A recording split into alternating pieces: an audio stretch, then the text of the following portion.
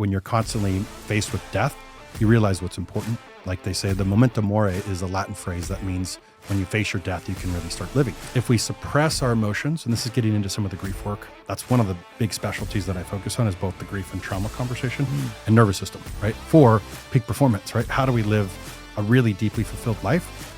And how do we experience the deepest levels of human experience? Oh, we got to go there.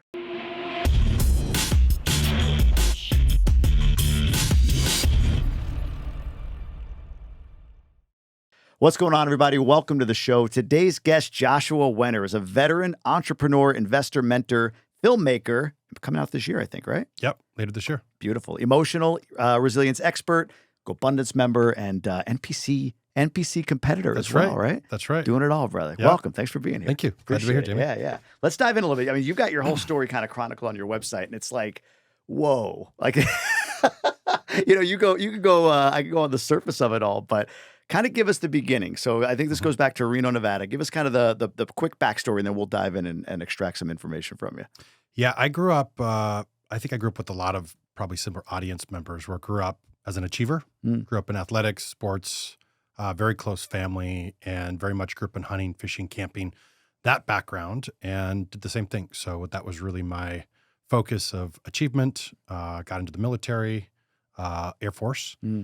And that was really the early beginnings of it. So focusing growing up in Reno, and very much that same culture, which is like, especially with men, the fact that we will get into a little bit of emotional resilience is, you achieve or you get results is how you see your value and your worth in the world. So true. Not necessarily emotions. So that was all put in a nice little bucket, and it worked well. I had a lot of death and things that I saw early on, and was the guy that could show up and handle the situation, keep everybody cool and collect and navigate things. So I thought I was pretty naturally resilient for most of my life. Had to be, man. You had a lot of death.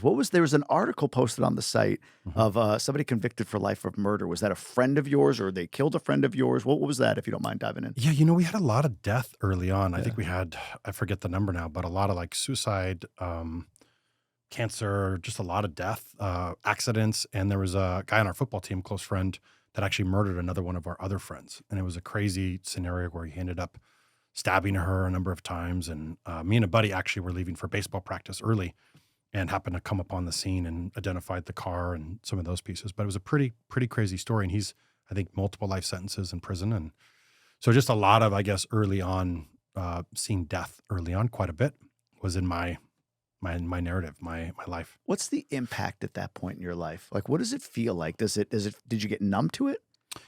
Early on, I'm, being an achiever, I think I looked at it like I'm going to die too. And I got a little bit more, like an adrenaline junkie. So I got more like, I'm going to die too, so fucking what was my motto. Yeah. So might as well live life to the fullest. And I became more of an extremist is how I dealt with that. So it was, if we were snowboarding, we were building road jumps and, doing backflips over the course of a road, or if we were jumping bridges, I was first to jump. And I also got a little bit into partying at that phase. And so I think it was more just, I dealt with it like live life to the fullest. I'm going to die too. So, that was the early on. It progressed through more and more death that I saw to, I was at one funeral of a close friend of mine who had gotten a car accident.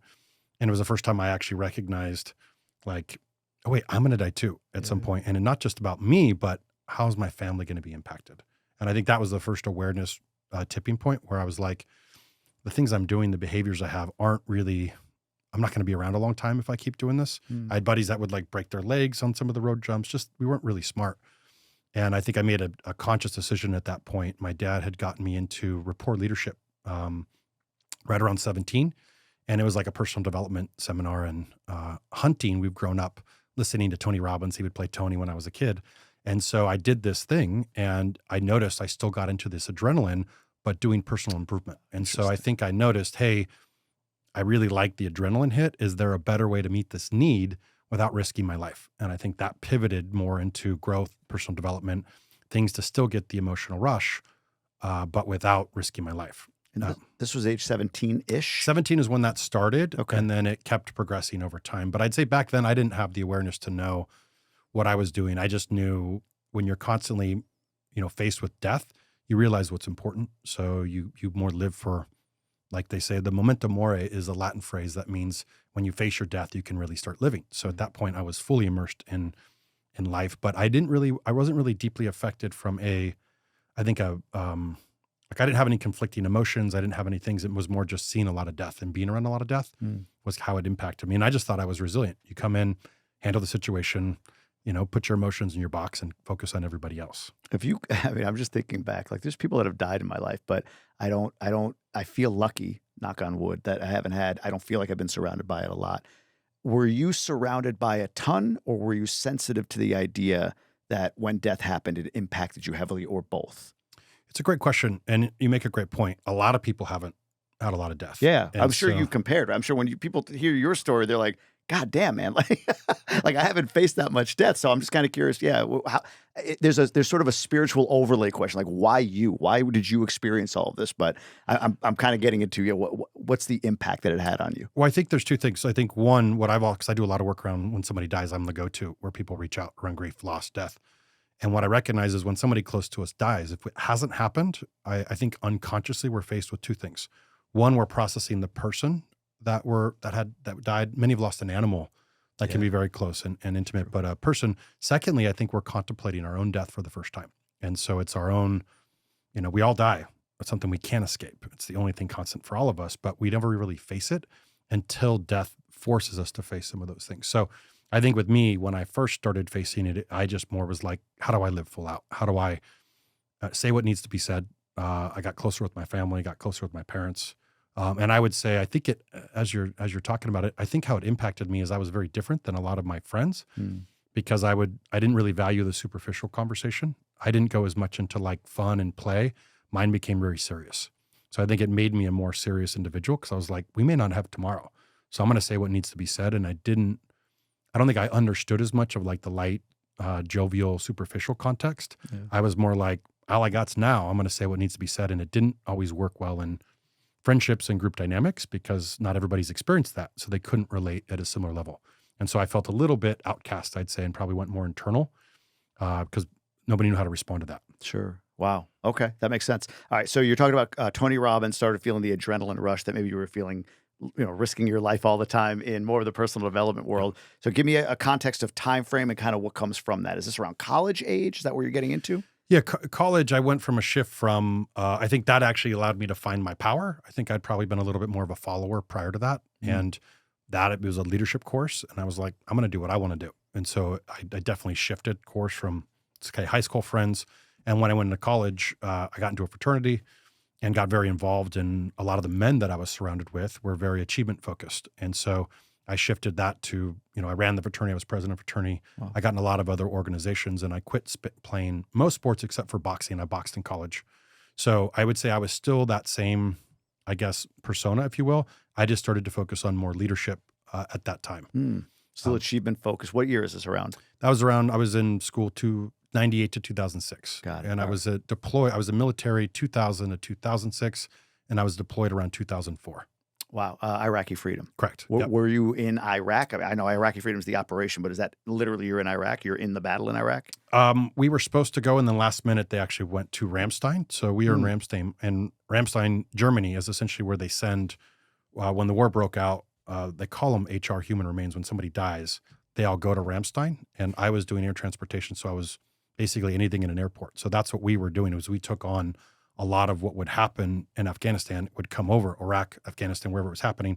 It would come to Germany, and then we would offload a lot of the human remains, and then it would go from there to Dover Air Force Base. So we were around it. We just weren't in the battle, but we were seeing a lot of the debris from it. So death just is following you again. What do you make of this? Is there like a deeper sort of sense of so far we're only through your college years and we're talking about like murder and suicides and death. And I know later we're going to flash forward because you had a tragic loss with your brother that I want to dive into. But I don't know. What do you make? Is it part and parcel of the calling, you being able to help people with grief and all of that?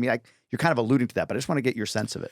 I think now my context and my awareness is I believe a lot of people are searching for purpose. Especially I see a lot of achievement that at some point they're like, is this my purpose? I believe it's always with us. And I believe that it's tied to our pain or our wounds. So part of our wounds is learning to embrace our wounds And a lot of our forced learnings come from the things that we struggle with. So I had a lot of death. I had a lot of grief. Those experiences gave me the tools to be able to support other people. I just avoided them at that point. It was like, I mean, it's a heavy subject, you know? And when I would start to go into those subjects, I was naturally always helping people because I understood it really well. But people don't like to talk about it. People run. If you look at our society, we want to sanitize death. We don't want to look at it. We don't want to, you know, as soon as something happens, most of the people, when they get diagnosed with cancer, they avoid it. A lot of times we're running from the things because it's so scary to face, like, oh, I'm not going to be here. The people I love aren't going to be here. And we also have I know we're getting a little bit into the conversations on grief and death, but Go for it. a mastering society. And a mastering society basically means we're focused on winning. We're focused on achievement, which means we want to fix things. Yeah. Death and grief, there is no fix. It's more of a mystery. It's similar to like love. Yeah. So the challenge is when we're faced with that, most people would rather stay focused on what can I control, what can I fix, what can I win at? And these are very messy subjects. So I think for me at that time, I was still looking at it like, how do I solve this? How do I fix it? And I was looking at it more like I'm resilient. I get up when I get knocked down. It's just like sports. Yeah. You get knocked up, you get back up and go. So I think I was still in that mindset at the time. I didn't have the awareness. Now I recognize I was being trained essentially through my life experience for now what I can deeply help and support people with it. Usually their most tragic, most painful points. That's when they need people the most, right? So I was learning through those experiences. What was there anything you were like? It was personal development in some ways, or was there something else? Your numbing agent for rather than confronting it, running away from it. Like a lot of us, I know for me, when I run away from something, it might be I eat more or whatever. I find something to numb. Was that personal development for you at that point, or was it something else? I think it was a combination of achievement, sports, and personal development. Yeah. Those are kind of because I was focused on winning. Yeah. Winning, breakthrough, solve things. A lot of us have inadequacy wounds of feeling not enough underneath the hood, especially high achievers or perfectionistic things. And so we feel like if we achieve enough, then I'll be enough. No shit. But it becomes a never ending, you get that. And then there's the next goal and the next goal, and we're chasing something, and there's always somebody bigger to compare yourself to. So I think I was in that mindset of you win, you achieve, you put anything uncomfortable. If you strike out, you don't sit there and get upset about it. You have to get back up and go back on the field to compete to win. So that culture creates a lot of, the way you win there is to put your emotions in a box to focus on winning. And it's very same with the military. You know, military, fire, police, everybody trains. You can't, if you're on mission, you can't deal with the emotional debris of what's happening. You have to disassociate from that, follow protocol, or people die. The mission fails. So most of that training I was embedded into. My father was a Vietnam veteran Marine. Both my grandfathers were in World War II. So I think I came from a long lineage of that culture of more the traditional man who, very good, loving men, but focus on getting results and getting back up and getting things handled. And you just kind of put the emotional stuff in a box, and that's not really where you go. Oh, we'll dive into that. And I mean, even just some of the stuff you do to deal with anger, we'll talk about and all of that. Post 06, so you're done with college, out of the military at this point. Where do you go from this point? Is this where you go to Manhattan Beach? Yeah, I moved to, I got into startups. I worked for the Small Business Development Center, was doing startup financial plans and business plans. And I started doing startups, and I'd failed at a bunch of them. And I was sitting at the end of a failure, and a buddy said, man, why don't you get out of this? Why don't you just come to LA and get a sales job and live on the beach and have fun, right? Make some money and take your mind off of it. So I got in my car with the suit, and that's it. I had nothing to me. And I drove down, got a job at ADP, which is just a door-to-door payroll sales company. And I was in LA. And then I spent a lot of time in LA, liked it. And I moved up from different sales jobs, and then I always ended up going back into entrepreneurship. So I'd started a company, and during that time in that company, it was a company neutralizing some of the electromagnetics, was kind of a little bit outside on the fringes. And that was really at the time this whole next, I think, chapter or life event happened that affected me. And I was living on the beach at the time. I was in a really great space. And my brother came to see me for Christmas. And family came down, and he'd always struggled with alcohol. It's been in my lineage quite a bit, alcohol addiction and alcoholism. And he said, hey man, I've now gotten into drugs. I'm now shooting needles. I'm hooked on heroin. And we lived in Reno. He still lived in Reno. And he said, I got to come live with you, or if I go back, I'm going to die. How old was he? He was 21 Wow. at the time. So I was 26, 27-ish. And And at the time I was looking around, I just started a startup company. I'd maxed out on credit cards. Yeah. I had computers all over the living room. I'd moved my business partner into the house with me. And just the weekend he was there, he was drinking beers and, beer bottles were all over. Your And brother, you mean? Yeah. yeah. And Yeah. I was an enabler. I didn't know how to create boundaries for him. I wanted to connect with him. And so I looked around and I was like, it's the business or him. And so I just used my old mindset, was like, no, I can't do it. I'll help you find another spot, but I can't do it here. Because I was like, the business is going to fail.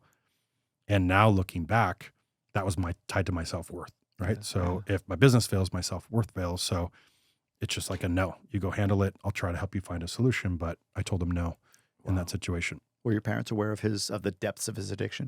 Yeah, it got pretty bad those last, I'd say 6 months to a year. Did they get involved saying, hey, please take him?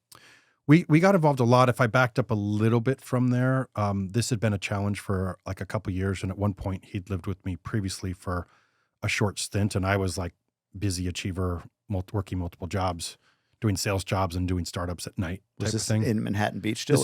This was prior. I went from Redondo, Hermosa, Manhattan. So in Hermosa Beach. Oh, still SoCal though. Still So SoCal. He moved to SoCal. He'd moved to SoCal when I lived in a house with a bunch of roommates, and we'd been, renting the house to everybody else and took over the lease, and we're living for cheap at the time.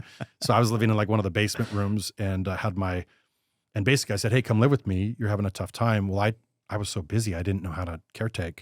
And I took off for a weekend to go run some project.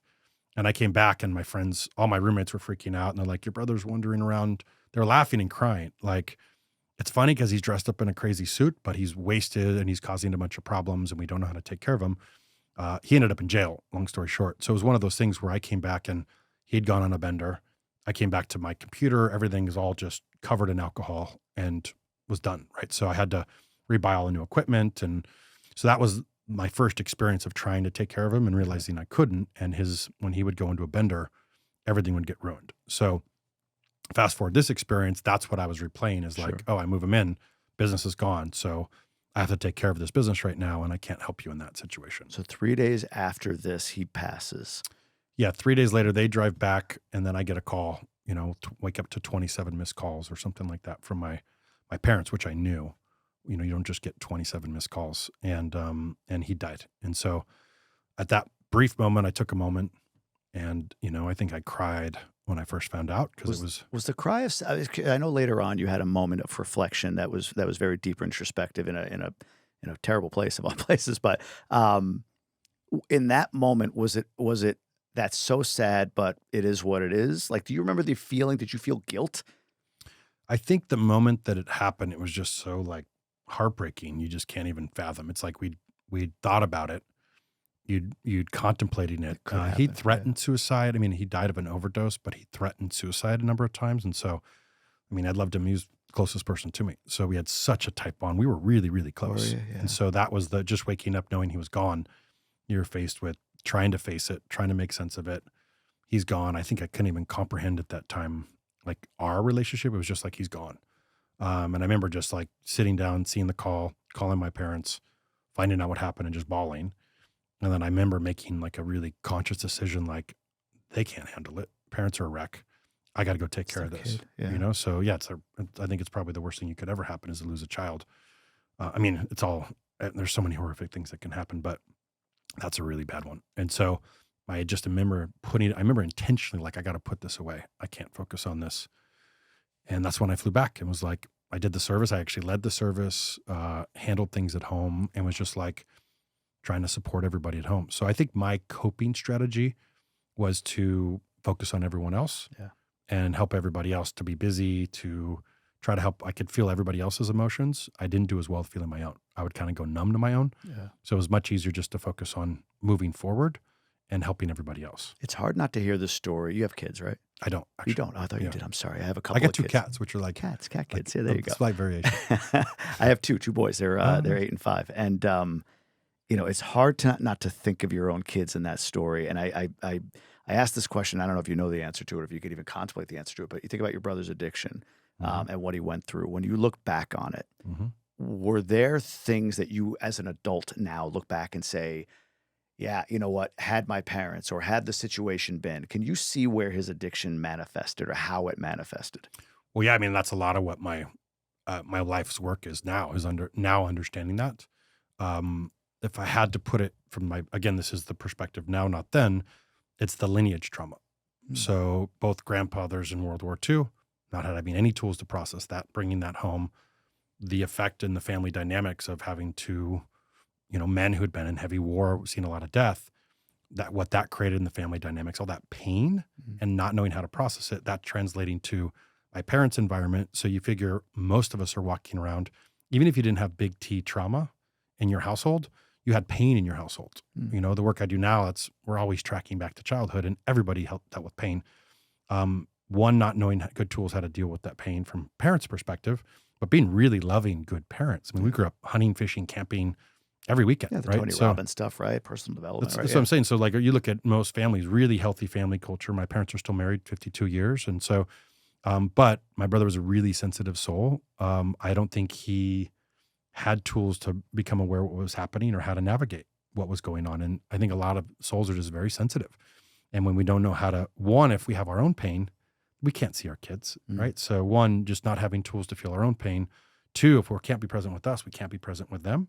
And if we live in a culture where you're taught, where our parents don't show emotions, then the kids learn not to show emotions. So that's a lot of what, even now, the work I do when I work with people, we're looking at going, if you can't learn how to bring your vulnerable parts to your family, what are you modeling to your kids? You're modeling your kids only show up when things are good.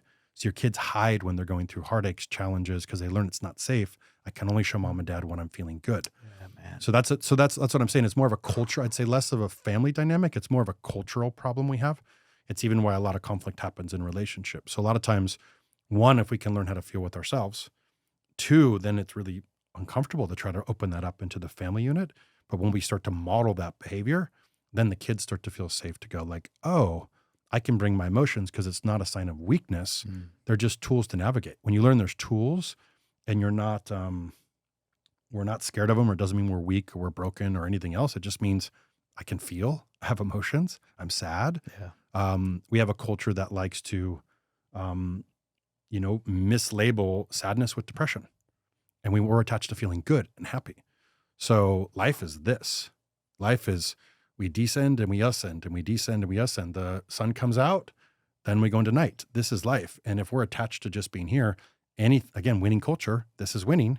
Anything in the descent, we typically think it's wrong. There's something, we got to look for the reason to get happy again. And when we resist this, we resist all this stuff. So my current belief is there's dysfunction in every family unit. There's pain and sadness in every family unit. Yeah. And it's learning tools to, as a family unit, start to go through that together, acknowledge those, learn the tools to navigate together, and you resolve a lot of the challenges that are happening because you learn, they're just emotional tools. Yeah. They're like, there's tools to move it. There's nervous system tools. There's emotional regulation tools. When you learn all this, it changes a lot of the narratives that are happening. And somebody has to wake up to do the work in our lineage, because a lot of times we are just literally playing out the family lineage, multiple generations. No, it's so true. My wife is so much better at this than I am with the kids, especially. Like I have my dad's reaction sometimes, like a bit more enlightened, I hope, at times. Like I leave space for them to have emotion, but still, there's times where it's like I just had it. I think I saw you like beating the bed, right? Like getting that out, that anger out on the bed, not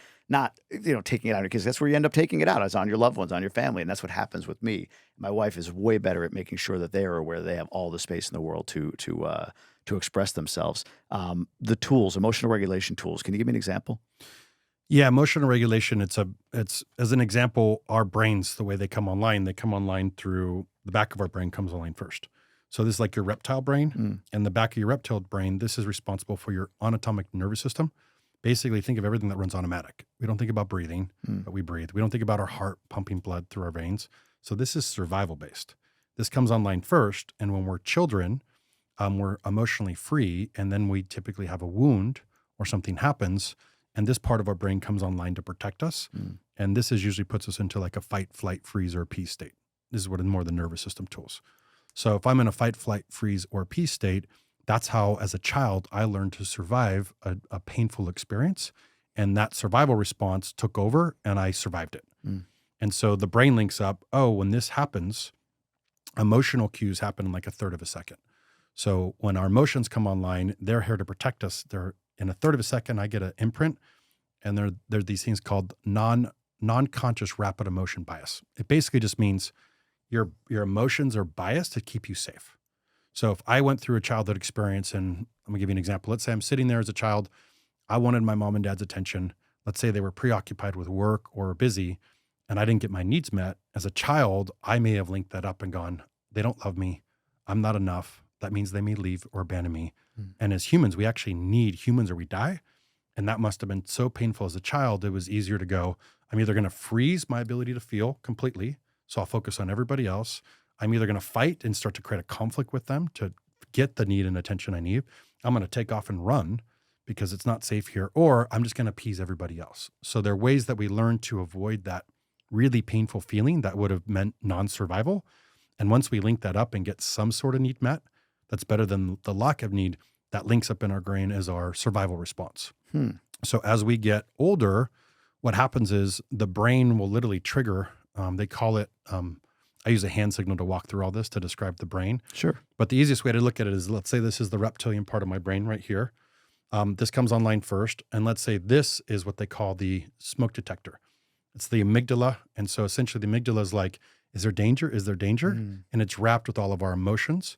So if this senses danger, it throws me into this part of my brain to move into survival. This is reactionary. Gotcha. Meaning when this is danger, I run, I fight, I freeze, or I appease. Yeah. When I move into this part of my brain, this is like memories, thoughts, words. And when you go into this part of your brain, this is the very front. This comes online. When do they give insurance rates reduce? When they Like give when do they reduce your insurance rates? What age? Oh, I don't know, 21? 20. It's usually about 25, 26. Women 25, get a little earlier. The reason being is that's when the brain's fully developed. And this is the last thing to be developed. And it's basically our prefrontal cortex. This is compassion, empathy, and rational thinking. So big picture, the brain, we're walking through the day, the brain interprets something as potential threat. It throws us offline, meaning we move into reaction, fight, flight, freeze, or appease. We lose access to compassion, empathy, rational thinking. So as an example, You're a kid. Yeah. you're basically in a sympathetic state. Yeah. And sympathetic, what's happening is adrenaline and cortisol are pumping through the body to move you into a state to survive. That is that fight or flight state. The ability to actually regulate yourself, if this is sympathetic and this is parasympathetic, where you're relaxed and have access to this, these are the emotional tools. How would you flip a switch to come back online? So as an example, I say this a lot. Let's say, have you ever gotten in a fight around the dishes with your spouse? Sure. So what's happening is, does the dishes really matter? Is it a big threat? Right. Or what's happening, somebody walked in and they were activated. If our amygdala picks up somebody else is activated and it throws up online, now we're in a fight or flight response and we're fighting around nothing because there's no rational thinking. Right. We have no compassion for ourselves and no empathy for each other. So we can't even, we're literally just like unconsciously reacting. If one of us could go, oh, wait, I'm in an activated response, or conscious awareness of it, and we paused for a moment and we were able to get regulated, we're now able to go, oh, wow, I'm activated. I can feel myself. My spouse probably had a really tough day. And let me think of what else could this mean? Rational thinking, oh, maybe they had a tough day. Maybe they're complaining about me, but they're not actually upset. Maybe they just need a hug. Hey, do you need a hug? Do you need to talk? Did you have a bad day? And it totally grounds us. And then it solves 60, 70, 80% of the problems that happen. So I'm just picturing this whole thing play out, right? Yep. Like I completely agree. Like I know when I'm in that emotion, like if I'm pissed at my wife for some reason, and she might even point it out like this is just because of whatever. And I'd be like, I don't give a fuck what it's because of. It is, and I just want to be this way right now. How do I flip it? Is it literally a deep breath? Is there what kind of tool do I use? That would be, it sounds like you're a fighter. It sounds like you get in a fight. Depends. Is your fight response? Well, here's the thing. Can you have multiple? We have multiple, but I find depending on the situation, yeah. We do. I just find we have some primarily dominant ones that show up in every situation. I feel like for me, I'm fighter if I'm familiar, and I'm appease if I'm unfamiliar. What was it? Fight, flight. Fight, flight, freeze, or appease. I don't freeze. I don't fly. I don't think. I don't think I've ever flighted. But I feel like there's a level of me that appeases, and there's a level of me that like I'll give you an example. When I had my job, actually, it's a perfect example. When I had my job, I left that corporate gig. I moved to Michigan. I've got this new boss, and she was an absolute ball buster, pain in the ass. I hated her. She hated me. So we shared that. But in the beginning, I didn't know her. So when she was coming down on me, it was all appease. Like, how can I make you like me? How can I make you like me? Right? That was my reaction. But as I got to know her, it became fight. You know, Mhm. so I don't know. I feel like when I'm familiar, I fight. Mm. When I'm not familiar with somebody or the situation, I appease. Does that make any sense to you? It does, but I would say if she was leaning and fighting initially, she was a fight or flight response. Yeah. Because I find if you're actually fight, the difference is when somebody's fight, they actually get energy in their arms and legs and they get a lot of ammo Yeah. and they want to make it the person's wrong. So they come Fuck. at them Yeah. fast. Yeah. That's why they're quick. And I noticed that pattern. It doesn't matter who it is. I'm internally fighting, even if I'm appeasing them. But that's the difference is you're internally fighting, but I find the freeze response, it literally almost shuts us down from how we actually No, feel. what I mean is I think you're right on fight. Like I You're fight fight. outwardly, Yeah. but then even when I'm doing the appease, I'm like back here like, you motherfucker, I'll appease. But later on, I'm like you said, I'm wired up. You're I just feeling don't that. confront them with it. Maybe that's a conscious decision, Okay, right? so think of the fight gets the energy, the power, and they get in their body. That means you may have flighted at first and waited to talk to them. Yeah. So you may just withhold or you may pull away, but you're feeling all the things that they're doing. Freeze literally goes numb and almost can't feel self at first. Right. And I find they'll get busy or they'll start to help everybody else. That's typically a pattern in a relationship. Typically there's a fight or flight and then a freeze or peas as a dynamic. And so what happens with couples is somebody that's a fight or flight, I'll give you an example, walk in, their spouse is cleaning, talking to everybody else but them. It's a common challenge is like, why aren't you giving me attention? I just walked in the door. I've been gone. And so they'll start a fight because they're a fight or flight response. The freeze or appease almost goes numb and avoids even more and can't feel anything. So they don't know how they feel and they'll just try to tell the spouse what they want to solve it, which the fighter gets even more mad because they want some fight to get the connection. So the way to solve it, and that's like typical dynamic. That's why I describe it as a very typical great, one. man. That was awesome. Yeah, go ahead. How do you solve this, some please? of the ways are I teach a methodology I created called CPR. And if you're a first responder and you deal with it, use CPR when somebody needs to be resuscitated. Literally, they're offline, meaning they're like they need to come back on and be resuscitated. So CPR, the C means conscious awareness. When you catch either of you or in a reactive state, it means you're offline. When you're this, you have no conscious thought. Yeah, it's true. You have no ability to actually respond. There's no executive function or rational thinking, compassion, or empathy.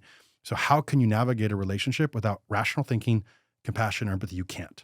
So literally you go, oh, wait, conscious awareness. As soon as I see a trauma, I call them trauma signs. Any of these trauma signs, and I got a whole list of them from like sadist behavior, meaning like sadist is like, I'm hurting, so you're going to hurt. They're active or passive pulls. So we either go into you're going to hurt or we punish ourselves. That's like, I'm going to beat myself up and work longer hours or protect the family from this burden, but we're beating ourselves up. We use power dynamics. Like I don't feel powerful, so I'm going to take power, which is more of a tyrant behavior. Or we go into weakling and we shut down all of our power. Or we move into like instead of we want to control everything and we get fearful. And so we use like emotional manipulation. It's usually like logic, like you're an idiot, but without saying it's just kind of like, how could you not get this? Or we go into passive aggressive. That's like when you feel something's there, but nobody says it. Or addictions, because we're not wanting to feel. Usually addictions are like from the freeze or peas, I don't want to engage in conflict. And so I'm going to go somewhere else to deal with this energy. And it shows up in addictions or depression. And all these things are trauma signs that we're in an activated state. So typically what we do is we see us do that behavior and then we shame ourselves, we beat ourselves up, and then we go down a shame spiral. So the key is if you can recognize, oh wait, I'm in pain. These indicators mean I'm in pain. The child in me is hurt, if you will. Yeah. And it's my brain's trying to protect me by this reactive behavior to protect, by fighting. I'm doing something to protect myself. A lot of the addictions are even masochist behavior. I'm going to beat myself up or I'm going to change my state because I don't feel safe. So I'm going to try to get safety or attack some sort of behavior. Wow. So if I can recognize that in the C, then I can next pause. Pause just means stop. And you can build strategies in like in the middle of a conflict, say, hey, we're going to finish this. Can we take 3 minutes and both take a little bit of a space and then come back, right? So you have to find a way to pause. I have a client I coach that runs family offices and he's a high drive. He would just take people's heads off. He's definitely high fight. And he could just fire a whole team. But with him, he would also appease situation. So if family or somebody called, he'd jump on the next plane and just go solve it. So he needed to be able to say, hey, I got another call, I'll call you right back. He needed to build in a pause in the areas that he was reactive to get a little bit of moment to regulate himself, to come back online, to then choose how he wanted to handle the situation. So the pause gives you just a moment to then do regulation practices that bring you back from an activated state to a regulated state So you have compassion, empathy, and rational thinking. So the ways you regulate, well, I'll tell you it first, and then I'll go into regulation. Yeah, please. So conscious awareness is recognizing it. Yep. The P is pause, literally stop. And I have couples that'll be like, they'll literally say pause. Yeah. And then you have to find a way. I have another guy Yeah. that would like throw flags with his family. Oh, no shit. And he made it, if you make it fun, Yeah. you're changing habits and behavior. So they throw a flag. Everybody had to regulate, the kids and everybody, because they wanted to teach the family to do it. And then the R is regulate. So CPR, conscious awareness, pause, regulate, because once you're regulated, again, you have compassion, empathy, rational thinking, you can solve it. And that's why 60 to 70, 80% of the time, there's no conflict, because you think like, oh, they had a bad, what else could this mean? It has nothing to do with me. So the more overly reactive we get, it shows you that's your childhood trauma getting responded. It has nothing to do with them. We think it's them because we're looking around. The brain is, the amygdala is saying, where's the danger? Protect us from it. But it actually has nothing to do with them. It's us, no matter what it is. So if we can start to own that and go, let me get regulated. What is this going on in me? Typically there's like a boundary or a need that we need to express. Like, hey, I didn't get this need met. And you have to learn other tools on needs and boundaries. But regulation strategies, big picture, what we're doing is there's this long nerve in the body called the vagus nerve. And it's the longest nerve in the human body. It's like a big, like the roots of a tree. And there's a bunch of different ways to access the vagus nerve, or if somebody wants to geek out, they can research polyvagal theory and it'll go deep dive down this. But the basic premise is, Go ahead. Yeah, listen, I'm listening. But the basic premise is if I can take this and get access to my vagus nerve, I can get me from an activated state to a regulated state. So I teach I have another company called Valor Resiliency, where we train fire, police, veterans, and a lot of high drive, high trauma individuals. And in this, we teach these 5 primary ways. So one is breath, and these are all science-based. So I use the ones that are the easiest, the fastest. So with breath, you want to take an inhale of 4. So you just literally like breathe Count in. to 4. So count to 4, like, and then you want to breathe out for 6. And the key is I try to say breathe as long as you can, because it's on the exhales, longer exhales than inhales. That accesses your vagus nerve. Interesting. So if you can do that for 36 of those or 6 minutes, it's like Holy 36. shit, really? That's what I'm saying. It takes 6 minutes or 36 of those for you to down regulate and start to come back online. It's like you're flipping the manual switch. Holy so crap. One of them's breath. One of them's cold immersion. So cold plunging. That's why cold plunging is so good. Huh? Yeah. Either that, or you can splash cold water like in 2/3 of your face, and there's nerves that access your vagus nerve up here. The third way is exercise. Is just really good. All these are getting in your body. The common thing you'll notice is we're here when we're activated. We need to thaw into the body to actually get regulated. So just real quick before you go on to the next one, I just want to picture this. So I come into the kitchen. I'm pissed at my wife for whatever reason over the dishes, and I go into fight. And she is more, let's say, a freeze. Not freeze. Freeze, right? Appease? Is she freeze appease? My guess is she's freeze appease if you're fight. I think so, yeah. She can fight sometimes, but yeah, freeze appease. So she goes into that. I have conscious awareness. We have some sort of pause. Because I was going to say, like, the pause is that, could the pause be mistaken for flight? It is, but that's why ideally both couples are on the same page and know what you're doing. Yeah. But if not, the easiest way is one of us needs to get regulated to be able to lead the relationship to co-regulation. So as long as one person can do it, you can both do it. But blaming the other is never going to work. If you're like, you need to get regulated, it won't work. But if you're like, that's why, like, I have a regulate. Yeah, I have a. I'll give you an example of how to put it in action. So I'll go over the 5, and then I'll show you how to apply it. I was going to say, I've got it. Yeah, keep going. So there's breath, cold immersion, physical contact. Physical contact can be healing with. That's why equestrian therapy works for healing PTSD. What is equestrian therapy? Like horses is like equestrian. Yeah, equestrian would be like first responders. That's why it works with healing first responders. Yeah. Dogs can be really helpful. That's why service dogs work for veterans. So you could either spend time with your dog, spend time with your kids, some sort of touch, or if you're a spouse and you have that type of relationship, walk up and give each other a hug. But usually when they're activated, they don't want to get close, but some sort of physical contact. And then the next is vocal cords. So you can actually, singing, humming, chanting. That's why I think some of the old practices were in place is they used to sing and chant and hum to get regulated more often. So breath, cold, exercise, vocal cords, and then physical contact. So here's how it would look. Let's say you walk in the door, long day. You don't even realize it. You're either in it or you walk in and she's like, does she do the same thing where she cleans or how would you know she's in an activated state? What's something that would usually cause an activation From her perspective, from your perspective? oh, Like you walk in the door and where would the conflict come from? like where How would you she's track been it? activated? Where she's been, Either one. Yeah, just to see the dynamic. it would be something to do with schedule. Something to do with from my schedule overlapping something she had intended to do, or the other way around. Like our schedules conflicting. Got it. Okay, so okay, perfect example. So you guys set a schedule, you had expectations on what it meant, schedule gets changed. Yeah, yeah. Now let's go first to you. If the schedule gets changed, is it usually you're trying to hurt her? No. So this is my point. So you're not trying to hurt her. It has right, nothing to do with her. I don't think you're, so. You're trying to serve the family, or something came up in the moment to like protect the family, provide for the family, Yeah, sure. serve the family, something, and the same with her. Yeah. So you both have the best intentions why the schedule would get changed, but Yeah. in the moment, there's an expectation of safety on the schedule. Somebody changes the schedule, and let's say you were supposed to spend time together. The other person's gone now. One of you walks in the door, schedules change, they're angry.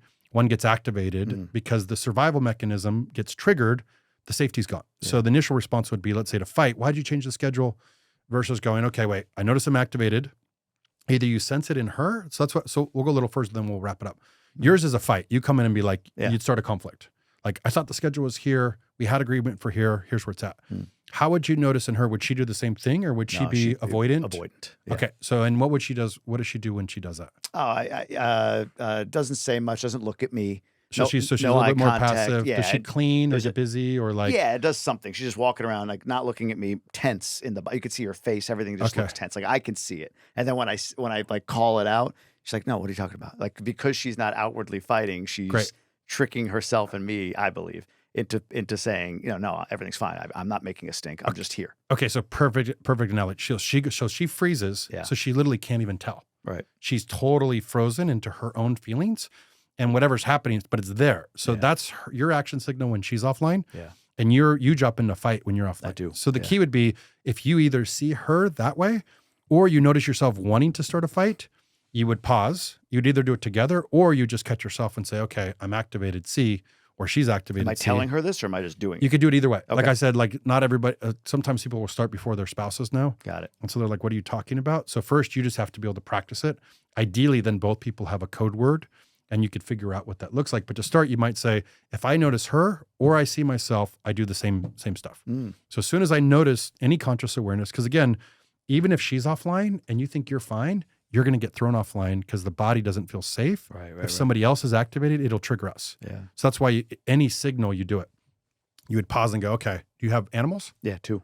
What do you have? 2 little Chihuahua mixes. Okay, so you'd say, hey, before I engage, I'm going to grab the Chihuahuas. I'm going to go outside, take the dogs for a walk. I may do a little bit of breath work while I'm walking around. I may, as I'm breathing, watch the Chihuahuas maybe splash a little cold water in the face.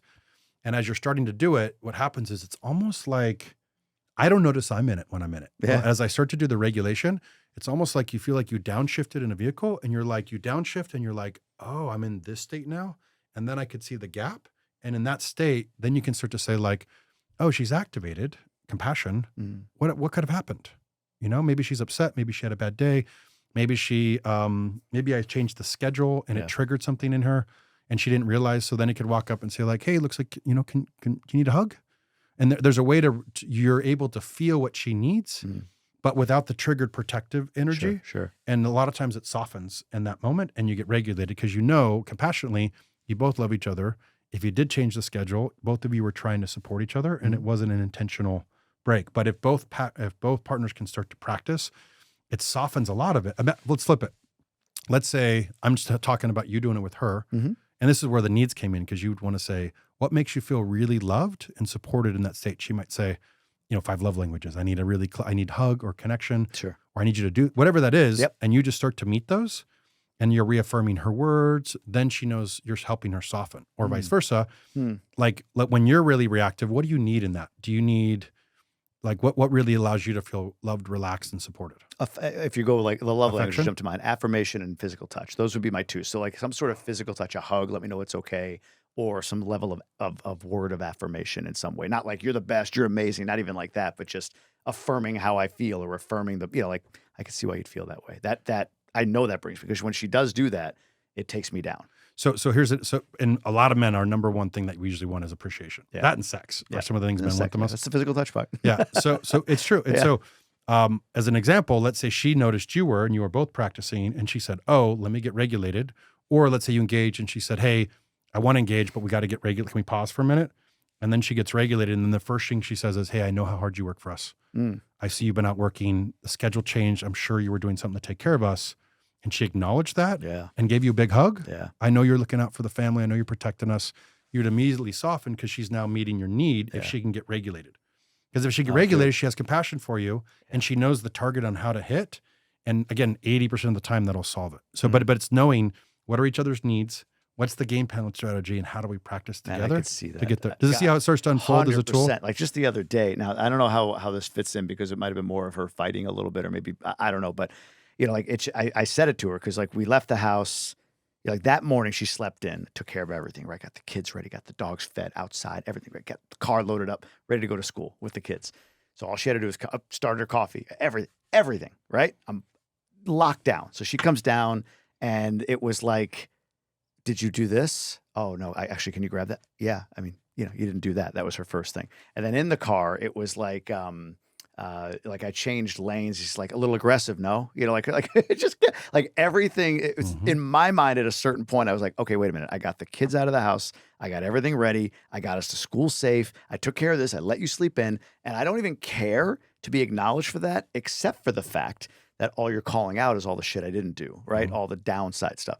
So if, to your point, if it was like, listen, I know how much you work, you know, and do, and how much you did this morning, like all of the, I am right back down, but I could feel that thing you're talking about, the reptile brain, like just popping on. I was an immediate and I was ready to fight. Well, and an example, that probably is what another way that she's offline. Yeah. That would be like when I said the emotional manipulation. Yep. That's her picking. Yeah. When she goes offline, she either goes totally what they call dorsal, which is like she can't feel herself, or she picks. Yeah. Those are her two responses. Well, it's kind of both. I think it feels like it in may some be a way, combo. for her, like I feel like you're right. Like I can see it because she does kind of go with that numb thing, but the picking, the passive aggressive thing. Yeah.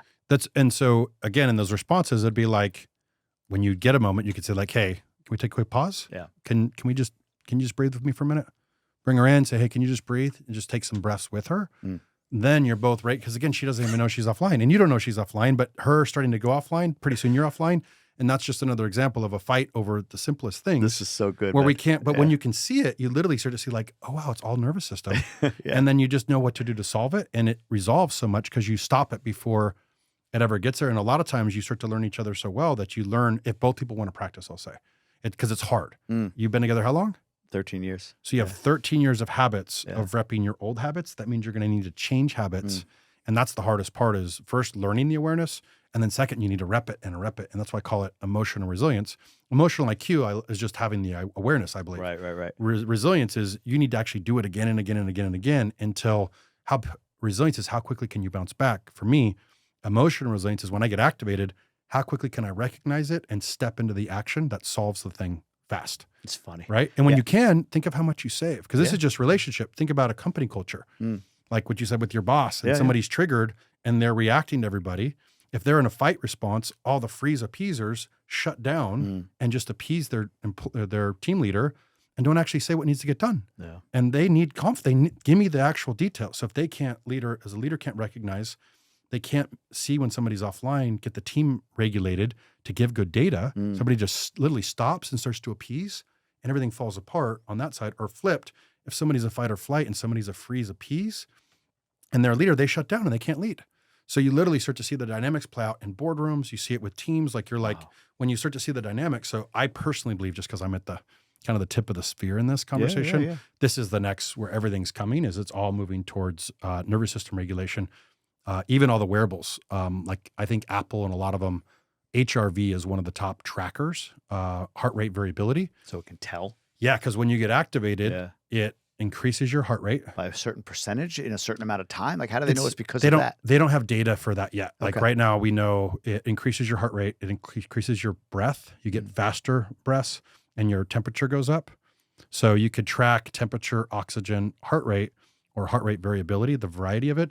And it'll measure that. They just don't have 24-hour continuous ones that put those together to give you like notifications yet. But that's what's coming. So everybody's starting to realize these are the variables. Because here's another thing. if you're always in a stress-related state, which we're most entrepreneurs, Yeah. Yeah. Oh, yeah. hyper-vigilant, Yeah. stress-related, same as fire, police, military, same thing. We're just in high trauma stress states, but basically high stress states. When you're in a high stress sympathetic state, you lose access to reproductive system, digestion system.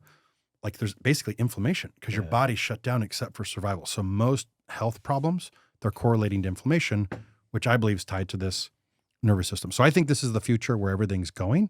I just teach it all longhand now because we don't have the technology or data to really give you, unless they're in some high environments, but they have to put like big recording devices on to measure the data to get it continuously to teach it to you. That's so fascinating, man. I love that. I love every bit of what you just said. And we might get into the entrepreneurship stuff depending on how much time we have and everything. But meaning like, because that's when you just said entrepreneurs are always in a high stress state, I'm like, oh my God, I know it. Like I have like digestion or egestion issues. Digestion shuts down. Oh my Digestion God. shuts down. All this stuff shuts down when you're hypervigilant. I was in a position where, you know, we were, I forget exactly what was happening with the work I do, the different things that I do. You know, we live in the Dominican Republic, so we're down in this other country, you know, and then in the middle of the week, it's busy week. I get a call from a partner inviting me out to LA to go to Seth MacFarlane's birthday, which was the coolest thing, man. I went to it. Really cool. Probably the best move. Happened to be a birthday, not a birthday party, but a family party my wife was throwing for relatives we have in the Dominican Republic. And in my mind, it's like, well, we can have one of those anytime, but this is Seth MacFarlane's birthday party. In her mind, I overtook, I prioritized somebody else's birthday over, a family party that was important to her. And she's right. Again, once we go through it was weeks of regulation. She's right. She's 100% right. It was a bad move on my part. But the night before, I had to go to the hospital fully constipated. Like I don't, no reason for it. It wasn't any change in my diet, nothing, but the stress of everything together. That's where it goes for me. It goes right to my digestion, right to that. Like, I had, God, the amount, I make the joke, I had more fingers, more Dominican fingers in me than a bowl of guacamole and chips or whatever. I admitted that to thousands of people. That's funny. But it was like, what the fuck is going on here? Like, I don't have this issue typically, but when it does manifest, it's in times of stress. So that's fascinating to me. But real quick before we go into that, or depending on where we go into that, take this to the kids, because this is where, like, my wife and I do. I think we've gotten better at this. We still have room to go because, like you said, when she was in that moment, and you said, "Hey, call a pause," my response was more fight, like, just fucking breathe. But let's say I get better at that. Yeah. The kids, though, especially at different ages, mine are in their 5 and 8, almost 5, almost 8 years old range. How do we involve them in this in a way that's like, because like you said, they're not even fully developed yet. Their insurance rates still haven't gone down, right? Like they're still very much emotional beings, and we try to recognize that, like, regulation is harder when they're tired, when they're stressed, when they're How do we involve the kids in all of this? Great question. And it's all modeling is one of them, and two of them is. I like to describe it like this. Think of kids are just emotionally free, right? We learn when to shut down our emotions and have more discernment. Yeah. So teaching them where are safe places to feel your emotions, and ideally one of the safe places can be at home. And then what are you feeling, and what do you do with it? That's a big piece of it. So kids actually learn faster than we do. They haven't built 13 years of repetition to do the other route. So if you make it a game and you make it fun, like same with boundaries work. Like, what are your boundaries? All that work they pick up really fast because you're giving them a voice. They're wanting love, and when you give them attention, they want to be seen for it, right? So they're wanting to be seen. They're wanting love, and when you make it a fun game and they see solutions happen, they want to learn it. Because usually, kids, we pick up the family dynamics and we try to solve whatever the pain or trauma is in the family dynamic. So if we teach how to heal together the family dynamic, we change the lineage patterning. So a lot of when they look at the trauma or grief passed down in lineages, it's not genetic in the body, at least from the research I've studied. It's actually the behavioral traits, the epigenetics of what it gets passed down from how we rep the patterns. That's what gets passed down. So the way it changes is we have to break the pattern. We have to interrupt the pattern and condition new habits and patterns. So as an example, like I said, two things that the man that I was talking about that made it really fun. One, he was doing boundary work and asking his spouse, hey, what are musts? What are requirements? And what are nice to haves, or, shoulds versus musts? Shoulds is, I would really like this boundary or need met. A must is, if not, we don't stay in the relationship. Like, that's how you have to learn how to communicate that. So, hey, non-negotiables, and this would really be nice. And you're trying to meet the ones that could be nice if possible. But they were asking each other and they asked the kids and they said, what are your guys' boundaries? And it was really interesting. One of the kids, how old were the kids? Do you I recall? want to say one of the kids was 8, 13, and 16-ish. Okay. All right. And I forget which kid, but kid said, hey, I don't like it when you yell at us in public. That's one of my boundaries is I feel ashamed. Like he started expressing emotions. Then he's like, I had no clue I was even doing that. But when they told me, I was able to stop, become more aware of it because we now had a language within the family unit to say, oh, hey, Dad, boundary. You just crossed a boundary. I don't want you to yell at me in public. I feel shame. Right. And so so one, if we start to give the kids tools, they become aware. 2, he was the one that would throw a flag, which is just a fun, flag football. Anybody can throw a flag. And then they built in regulation as a family unit. So they basically said, hey, anybody throws the flag, no matter what we're doing, we all have to pause and we all have to breathe together for the next, X period of minutes. They liked it because they had control. And he said, they usually were the ones throwing it on us not them. And because we set the rules, they would walk in and throw it in the middle of a fight. They created the pause. Now the kids go, flag, and we have to pause and sit down and breathe together. And then 80% of the time we solve the conflict. So it really starts to, that's one area. Another one that I see quite often is kids don't know how to deal with, well, we don't either as adults, like anger, sadness. So showing them healthy places to go, which I call, again, the descent ascent. How do we learn how to go into the descent with grace and make them art forms? That's what I'm doing in the high levels of grief work is first, we don't even want to go there. How do we learn to go there, to feel those emotions? And then as we continue to go there, we have to learn like these are always going to be there. It's part of life. But how do we become aware, feel them, and turn it into art, right? And so the ways we could do that is through creativity, music, all kinds of different forms. But as an example, I had a father that would say, hey, I'm feeling a lot of anger right now. Let's go hit the punching bag. So what you're doing is you're creating a safe, contained place to let the anger out in a safe manner and then to feel what's beneath it. Usually anger is the bodyguard to fear and sadness. Most often in men, we learn anger is safe, but sadness is not. So usually we express anger when we're actually sad or we're fearful of what's going to happen in the future. We get angry to try to control it. So it's one of the practices I do. You can I do it on a bed, which I think you mentioned earlier. Yeah. I'll literally get on my hands and knees and I'll just put on some rock music or some heavy metal or something. Sure. And I'll just start to full body hit the bed and get myself fully into anger. And I even yell in the pillow. So I'm allowing vocal screams to come out, body screams to come out. And enough times you get the anger out and you're containing it, usually then I'll lay back and feel. And I usually have some deep sadness that's under there that I didn't get a need met. I'm upset about something. Like the one I think I posted that you acknowledged, I was training for a show and like we did a tactical retreat with my men's retreat. We went and shot semi-automatic weapons and did a big hike and we were doing these these games. And I told myself, like, I'm not going to get injured. I got a show in over 3 weeks. And I competed and I started sprinting and I pulled a hamstring. And so I came back and I was like, I'm right in the, and I was so angry that I did that's what I was like. And I just started yelling and screaming at myself, at the world. And when I got that out and felt, I was actually sad. I was like, oh, I'm so sad that I might, not make this competition, or I could feel the sadness. Now I'm back in the heart. And now I can say, okay, how do I maximize my resources to actually do as best as I can? So the key is if we suppress our emotions, and this is getting into some of the grief work, which I know we didn't go back into how it all landed there, but in general, that's one of the big specialties that I focus on is both the grief and trauma conversation and nervous system, right? For peak performance, right? How do we live a really deeply fulfilled life? And how do we experience the deepest levels of human experience? Oh, we got to go there. But in order to do it, we got to descend in order to ascend. So if you want to feel joy and happiness and aliveness and excitement, you have to be able to feel the grief and the sadness and the anger and the messiness in order to experience both. So if we can notice when the anger's there in little stages and get it out early, it saves the big blowups. So think of it as you go through life.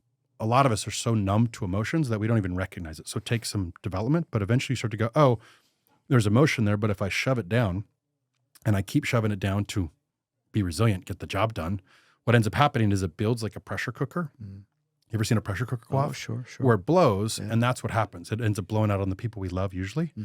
Or a metaphor I use is a lot of with veterans is we bring the war home to our families. And now we explode into our families, the people we love the most. We're like, why am I nice to everybody else, but I take it all out of my family? It's because we've let the pressure cooker build. We don't have a healthy outlet for it, or we think it's wrong until we push it out, and then it's just blowing out sideways. So if we can learn to get really comfortable with our emotional state and in sacred spaces, that's the key. Like we don't want to be, I'm not a believer in just crying everywhere, exploding everywhere. But hey, if I have some sadness, let me go create a safe space.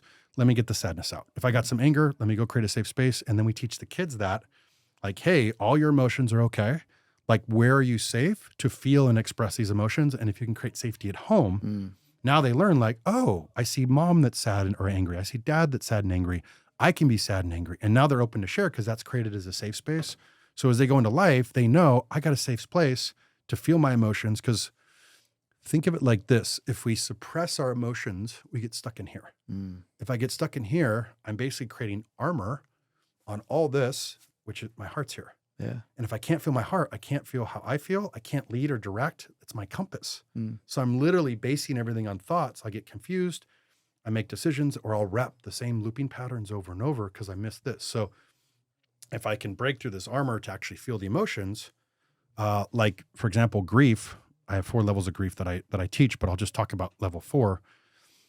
Level 4, I do physical examples because it's really hard to relate to like emotional ones. It's like, what's a frame of reference for that? So think of a level 4 as like an amputation. Well, quick summary. 1 would be like a blister abrasion. 2 would be like a sprained ankle. 3 would be like a broken leg. And 4 would be like an amputation. So like 1, really easy. I could probably ignore it and I'm okay. But if I use socks or things, it's going to make life easier. It's just like 1 level of stress. Sure. Or loss. Yep. Think of 2 as like a sprained ankle.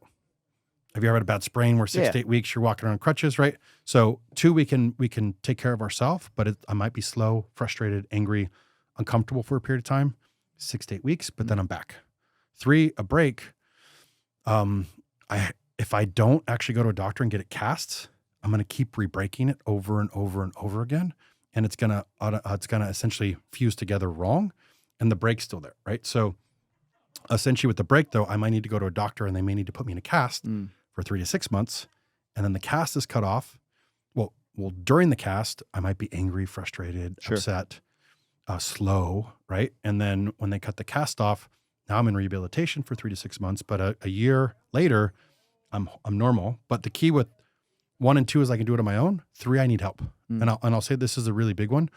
For some reason, in our masculine culture, or the men at least in the culture, it's okay to go to a doctor, but it's not okay to do therapy work or get help on the emotional side. I agree. Yeah. So here's the thing. Most I find we skip the break and we move to an amputation. And so if we skip the break, I know a man he runs his own family office. And here's a man that's like modeled his mentor who runs another much bigger family office. Sure. And I literally see him unhappy, multiple relationships, which are transactions, deeply wanting family and relationship. But because he looks at a level 3 mental health as such a weak thing, he would rather spend all his money, blow up his life, and just keep amputating than actually do the work to get it healed. And the key is, if you get a break properly healed, it gets stronger. So you're actually stronger than it would have been. So I recommend a lot of men, before you just sabotage the relationship and amputate it, do the work to heal it. Because if not, you're going to rep the next pattern with the next relationship, and you're going to end up like this man who's keep repping the same pattern. That's so interesting. So level 4 is amputation. So amputation is the only thing you can do is if you lose a leg, and I know a lot of veterans who've lost legs or limbs, when you lose a limb, you can't get it back. So no matter what you do, your limb's not coming back. But you can live life just as full as you were before, but it's going to come with some acceptance. My leg's gone. And I may not like it, but I have to accept the reality that leg is gone. I'm going to have to do things different. I'm going to have to accept life may be tough at times for the rest of my life. And if I can learn to accept that and change what I do and adapt, then I can live an ultimately fulfilled life even more than people without the loss of a limb. Right. So 4 is that acceptance and change. So when we apply that emotionally, when somebody loses a father or a child or a breakup sometimes, or a dream they fell in love with. Some people fall in love with the dream of kids and they can't have kids, or they fall in love with our hair. Like my hair's about to be gone, right? So like all these things, the body changes. The loss isn't just a specific person. Sometimes somebody with an animal could be there through everything, and they lose an animal and they're just ripped apart. So, but the dream's the one that's the most mysterious because it's nothing even happened. We fantasized about who we would be, and then we miss it. So when we fall deeply in love with something and then it's taken from us, we have to accept that this is now gone, and that forces us into the grief work. And into the grief work, it's messy, painful, but in allowing that's where first we can accept it, then we can feel it. And in feeling it, it's messy, but in learning to feel and accept it and start to turn that into art, sometimes that doesn't go away, right? And that's, I think, if I could, anybody that's listening to this that may be in grief, usually I find the pain comes when we're resisting feeling the break or feeling the grief because we're living in that mastering culture, which is trying to fix and win. And that's what I did. I mean, that was really my stories. I spent so long like trying to fix it. And I did all the things out there to fix it. The healing came once I interviewed all these grief and trauma experts. And I finally was like, oh, I can be broken and whole. I'm not just whole, but I'm deeply heartbroken. And if I can accept that heartbreak, the acceptance of that heartbreak allows me to then lean into grief and go, how do I just grow my heart around this grief? If I lose a loved one, how do I go, hey, I may miss my brother for the rest of my life.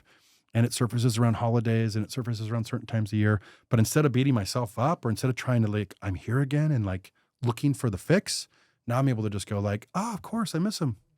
How do I be gentle? How do I turn this into love? How do I celebrate with friends? Or how do I bring his name up and do a cheers? Or like, how do I convert this pain or this sadness into love and into art, right? And that's like the deeper levels. And if somebody listening, I find their pain comes from resisting that. I'll give you another totally side example. I had a woman who had multiple breast cancer and they ended up having to remove her breasts. And she was still avoiding that thing, that the inevitable thing of what had happened. And once she had the same concept, she was like, oh, they're gone. Let me accept it and face that forces and heartbreak, grieve and cry and all the messy, get angry, yell at life and God. How long does that last? How does that have to last? Here's the tricky thing about grief. It's not linear. So it's like, I think that's the hard acceptance is we want to fix or we want to know it's quick. For me, the acceptance comes in not accepting it, like, or not being attached to the time frame. More being attached to the practices and the compassion practices and the gentle practices. And what do we do with that? Like the transmutation of that, because the transmutation can come into serving others. It can come into being really gentle with ourselves. It could become with being with community. And we're not supposed to do it alone. Usually we want to go alone. But a lot of times in community, processes in community really help us normalize that. And that's what tends to make it better. I would say with time, here's my perspective. Please. We just grow, our heart grows larger and we get more love in our heart. So it's almost like if this is, I'm visually saying, if this is my heart and it breaks, initially I'm getting stretched or my heart's stretching out to encompass the break and then it grows beyond it. And if I can learn to love the heartbreak, if I can learn to love the sadness, if I can learn to love that, which is, I think, one of the most painful things in life, then I can be there with anybody else. If somebody else is in heartbreak, I think most people can't be there because they have their own pain and heartbreak they haven't dealt with. So I can't be there with you. I can't be there with anybody.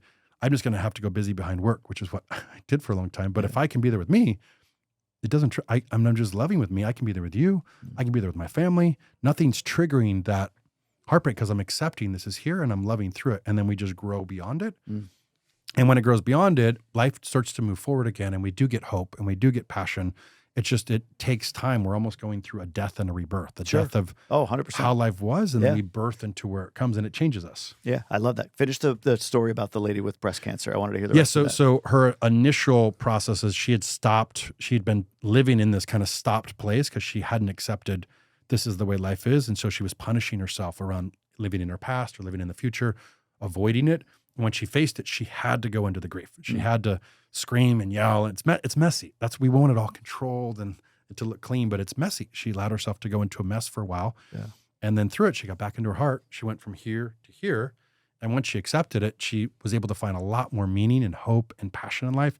And she was able to accept this is life. So how do I live the most fulfilled life I have now? And she got into 10Ks and running and all kinds of fun things with friends, and just her body relaxed around it. Instead of avoiding it or running from it, she was able to accept it, right? Amazing. And that's really the key piece of it.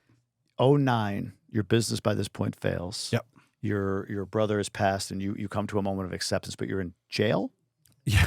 Can you give a little context on why you're in jail and then maybe take us from there? Yeah. So I went through so everything happened with my brother. I came back, grew the business, put all that in a little box. Your brother. My brother in a box, went to build the business. Business finally got to a couple 100K months or 150K months, whatever it was. Then 2008 hit. Business crashes. Business partner runs off with my girlfriend. And so it was a pretty hectic thing. And then my friends were trying to get me to go out and party and have fun. And so friends got out and somebody says, hey, why don't you do a little cocaine? Hey, will you put this in your pocket? Which I was like, all right. Next thing you know, I'm outside. They popped in my pockets and put me in jail. So I'm arrested and put in jail for this random thing. And with it, I'm sitting there in jail. Like I felt like I lost everything. I felt like I was naked getting kicked. And in that moment, that's when I was like, I surrender. Like, what am I think it was the actual moment when I was like, I chose this external validation over my brother. Yeah. And that was really the journey that when I faced that, I think that's what led me on this whole journey of trying to fix it. I still didn't get the solution. I more went on, who's the best in the world? I'm going to solve this, and did a bunch of plant medicine ceremonies. What one was most impactful for you? They were all different in different ways. They were all helpful when I first started. Now I'm not into any, but ayahuasca was helpful, just of having some compassion for my business partner, girlfriend, and my brother. San Pedro was really helpful, of just getting more clarity and guidance of how to have faith and trust. But I did them in very ceremonial places with guides and facilitators that were very much following indigenous practices, and it's ceremonial. And then I went to go work with Tony as one of his speakers and trainers, and really used his tools. But his tools are really effective, but they're on like changing your state. More mind tools is how I'd use them as a tool set. So if I didn't feel good, I would change my state to feel good. Is that dangerous though? Here's what I'd say. Here's how I look at it now. Let's say, then I just thought I needed to feel good and get better. Yeah. Now I'd say it works really well if you also work in conjunction with the grief work. If I just need to change a habit or pattern, it's really helpful. Sure. If I am not feeling good and I need to go out and make more calls, great for sales. If I'm trying to get something over something that's just a habit or pattern, really highly effective. Change the meaning, change the story. But if I'm dealing with grief work, very different set of tools. Makes sense. Yeah. And if you do that, I spiritually bypassed from feeling my grief and pain because I thought this was wrong. And I thought this meant I was broken. Yeah. Right. So I thought I fixed my life and built it and put it back together. And it wasn't until I started trying to help people on grief forums that I think your purpose keeps coming back. Give me the timeline on this. So you thought you built your life and put it back together. When is this? So let's see. I worked with Tony 2009, 2011. I then rebuilt my life, I think in 2014-ish, I want to say 13-ish, maybe. I started getting on grief forums and was like, because death kept surfacing. Yeah. Death would come up. And then I would jump in and say, I'm going to help people. I even created a brand at one point called Bring Death Back to Life or something like that. Yeah. And I was all Tony Robbins and it just crashed horribly. And just inauthentic? Yeah, I think I was disconnected from my grief and I couldn't be with people's pain. So I was like, you can fix it. And here's where it's you can't fix grief. Yeah. People don't want to be fixed. And so anybody listening, if you try to fix somebody's grief, that's where most of the problems come from, is you're trying to take them out of pain. You see them in pain, you want them out of it. And so you're doing something to try to make them feel better, take them out of pain. There's nothing you can do. And anything you do, they're going to be angry at you because there is no fix, no matter what you say, unless the only thing you can say is, I'm with you. Like, I see you're in a lot of pain. I'm with you. I see you're in a lot of sadness. Like, see and acknowledge the emotional state they're in and just be with them. That's all you can do in the grief. So instead, we want to fix it and change it. So I got on some grief forums, and I won't go into details, but they were really extreme cases. And here I came in and realized I don't know what I'm doing. And so then I was like, well, I had my own grief process. I did a lot of forgiveness work, forgiveness was really helpful as well. Because I was beating myself up pretty bad. Yeah. And then I was like, let me research all the grief and trauma experts and figure out, like, let's learn about grief. And what I discovered was there's like very different opinions. Some are like, you need antidepressants after 2 weeks, where most people go to doctors, their actual primary care physician. And the doctor's like, looks like you're depressed. And they prescribe antidepressants, and they usually have zero training on grief, just as an interesting thing. And the other side is we're naturally resilient and need nothing. And these are like some of the leading researchers. So you're like, I don't understand the subject. So I basically was trying to help people on grief forums. I still wasn't able to look at my pain. I think I coped with it through trying to help everybody else. And so I was like, let me help them. Let me research grief so I can help them. And I need better tools for it. And I started interviewing grief and trauma experts. And that's when I was initially doing it for them. And then I started realizing, like, oh, I have some grief. But I think the way that I dealt with it is then I started doing grief retreats. So I initially, I will say this. Trying to fix it. Fix. Fix. The one thing I did learn was that concept by a man named Ken Druck that I interviewed that said, we live in a dualistic world. And we are both broken and whole. Broken meaning heartbroken. Mm-hmm. And that's what changed my world, because I was so attached to winning and feeling good and being whole that he introduced this concept of heartbreak and being broken. And it forced me into like past relationship breakups, anything that was grief broken, I almost had to look at now. Wow. And that started showing me like, oh, there's still a lot here with my brother. I thought I fixed it. Oh, past relationships that I thought I'd fix is still here. And I had to I was on my own. I didn't know what I was doing.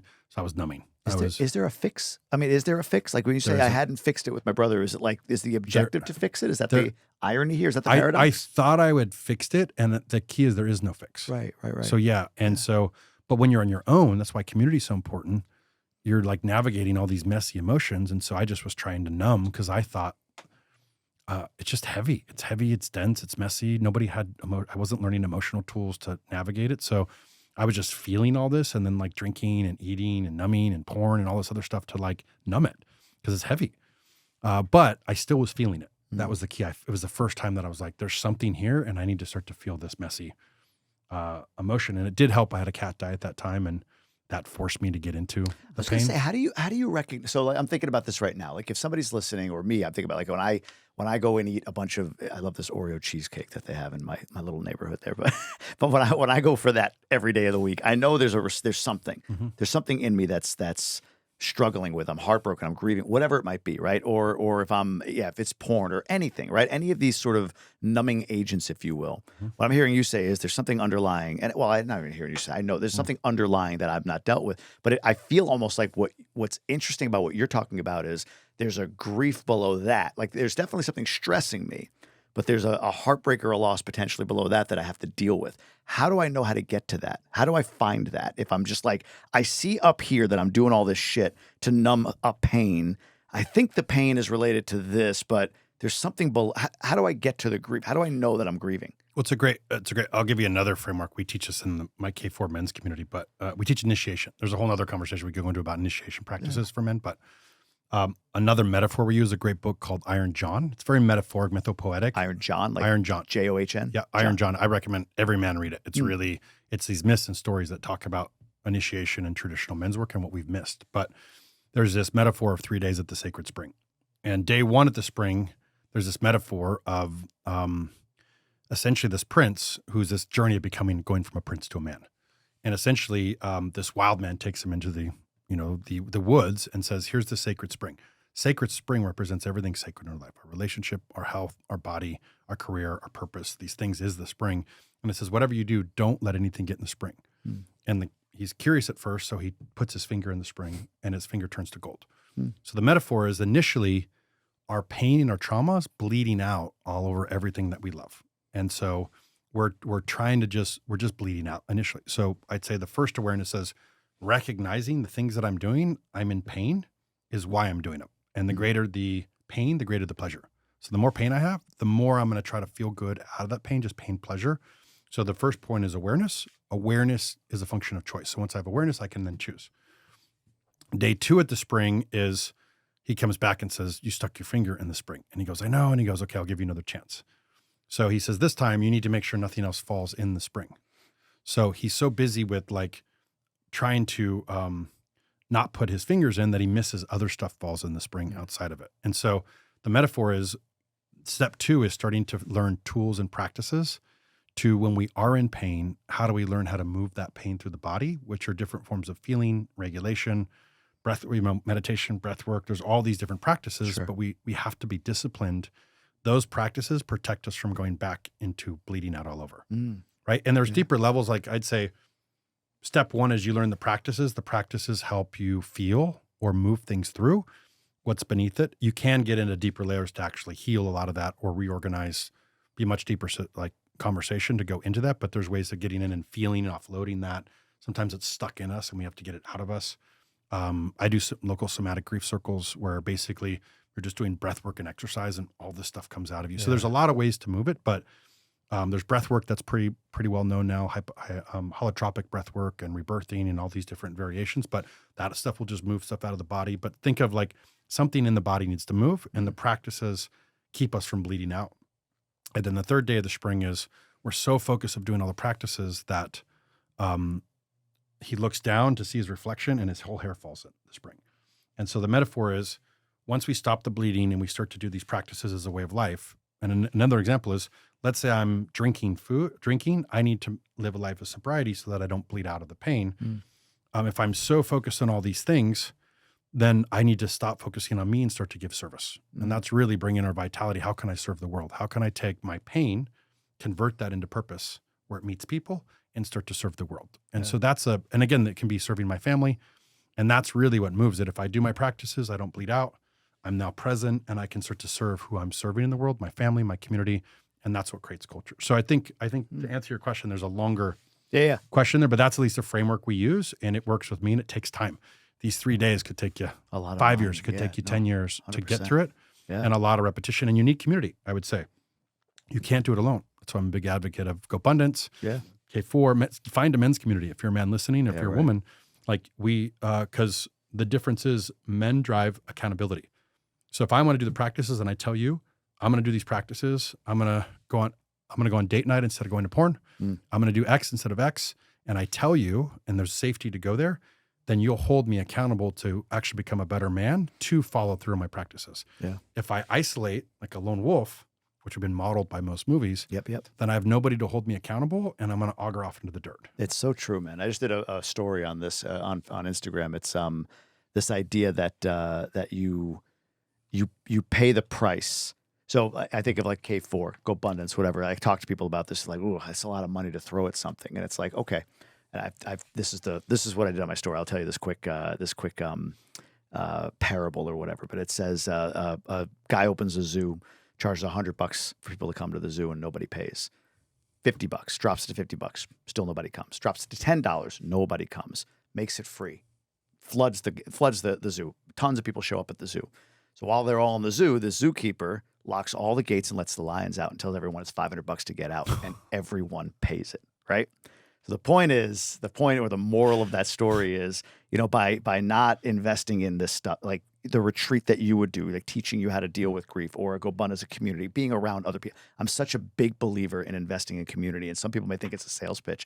It ain't. I've just changed my life, getting around other men, other people, and men in particular for me, that have held me accountable. One of them now, we were sharing on my pod yesterday, and he texted me like, we need to talk what you were saying. I want to make sure we dive deeper on that. We're like, he's holding me to not just being vulnerable and then going off into the ether. He's holding me to diving deeper, to going into the depths of some of this stuff. But you'll pay the price on the back end with your health, with your time, with your energy, with your money, with something. I believe truly you'll pay the price if you're not willing to see the value of being around people that, to your point, can hold you accountable, that, to your point, can be there to hear you and hold space for you. So yeah, I'd say I 100% agree. And I'd say your life is not as good as it could be because you're not as good as you could be. So it's like, what's going to make us better? I'll do more for you than I will for myself. So if you're holding me accountable, and I look at it as accountability versus shame, and that's what's really helpful about like the Gobundance community, or certain certain communities where they're honor based. They're reaching out. He's reaching out because he cares.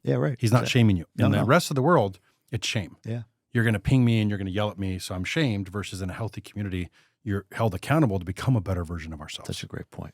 We do more for others than ourselves. Let's go into this quick, because I know we got to get you out of here. But peak performance. So the way I'm capturing this, and tell me how I'm wrong, is I'm feeling like there's the word surrender is coming to my mind with a lot of this. But I'm feeling like for what it sounds like your work is before we could talk about going there, right, to the peak, like getting to the level you're trying to get to, there's a lot of like mining and depth and work we need to do to uncover pain, grief, heartbreak, and then deal with that, and then install tools for you to deal with that on an ongoing basis before we can then say, okay, foundation built, now let's go.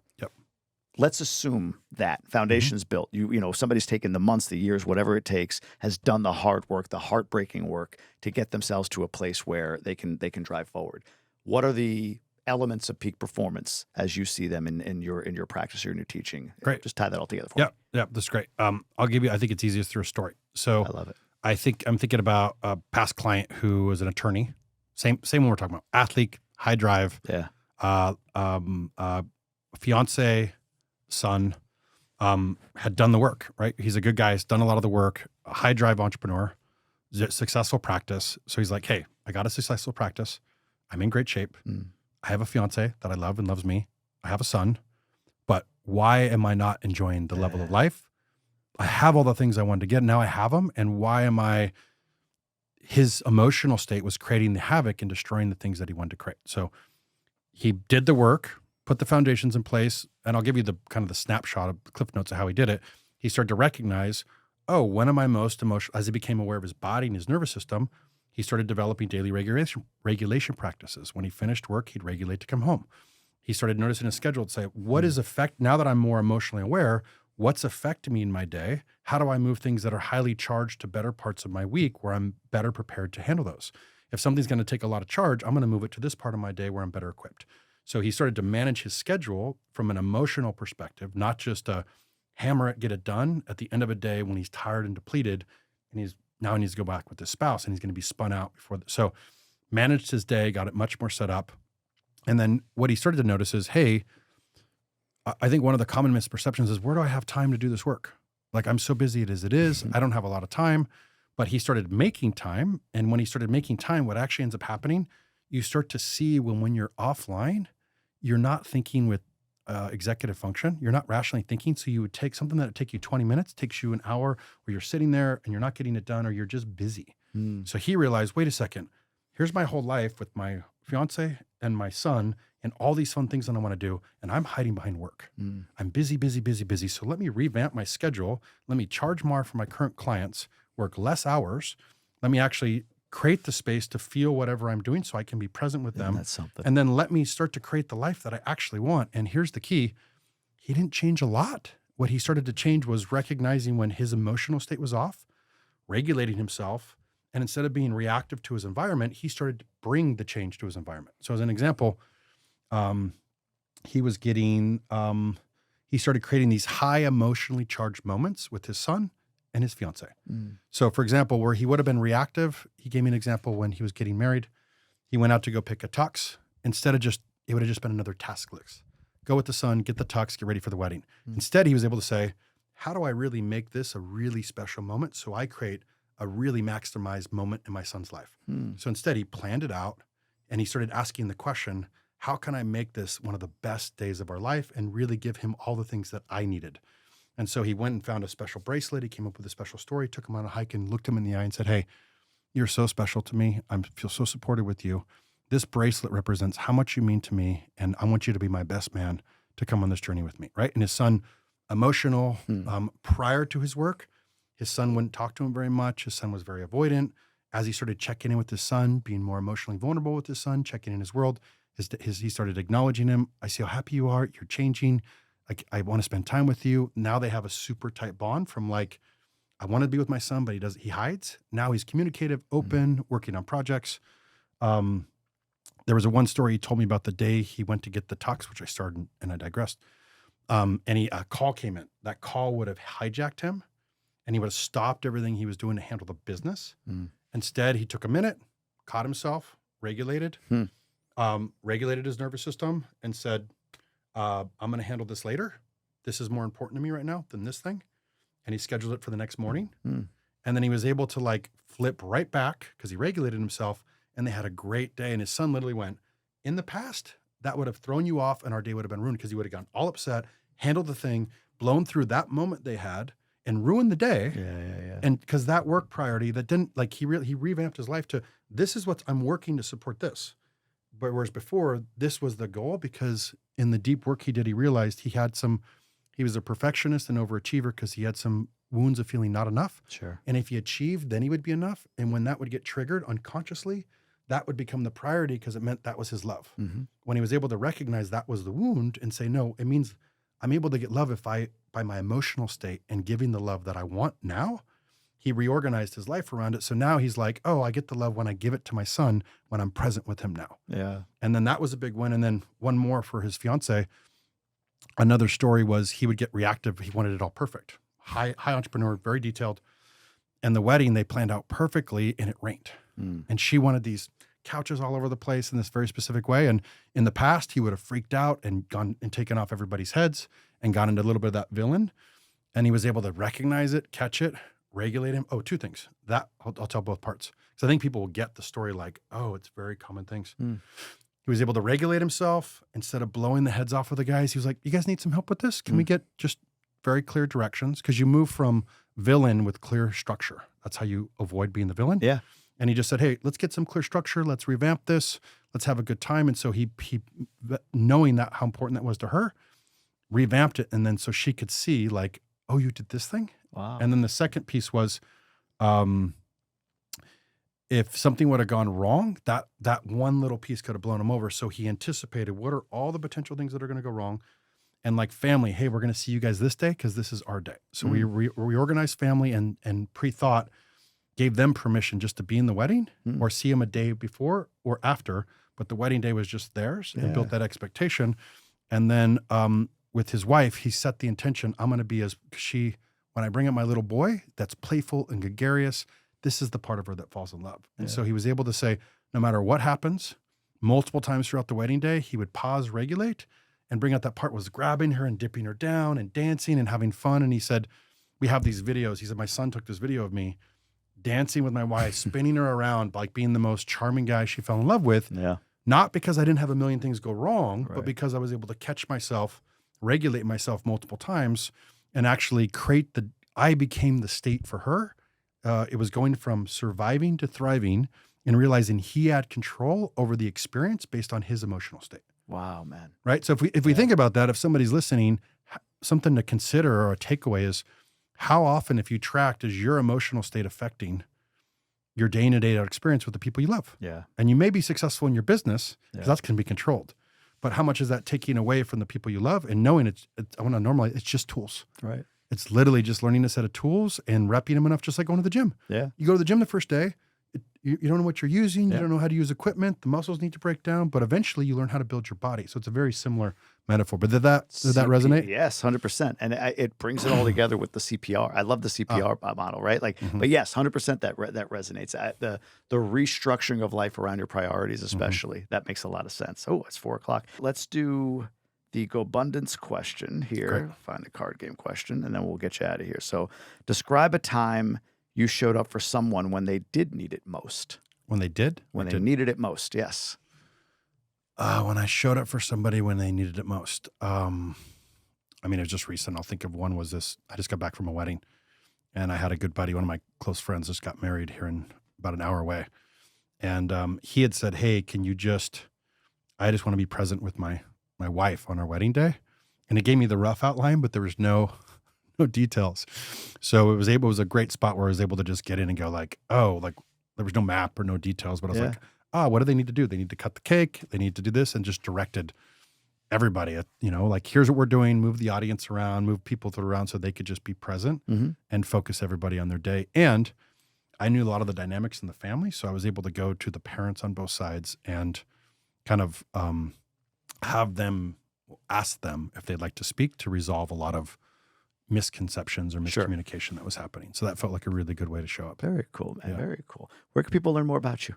Yep. Just on my website, joshuawenner.com, or I'm on social media, the same ones, Joshua Michael Wenner. And that's just JOSHUA MICHAELWENNER. Yeah, great feed. I love the content you put out and everything, man. I appreciate you coming in. Yeah. Such a pleasure. Thanks, Jamie.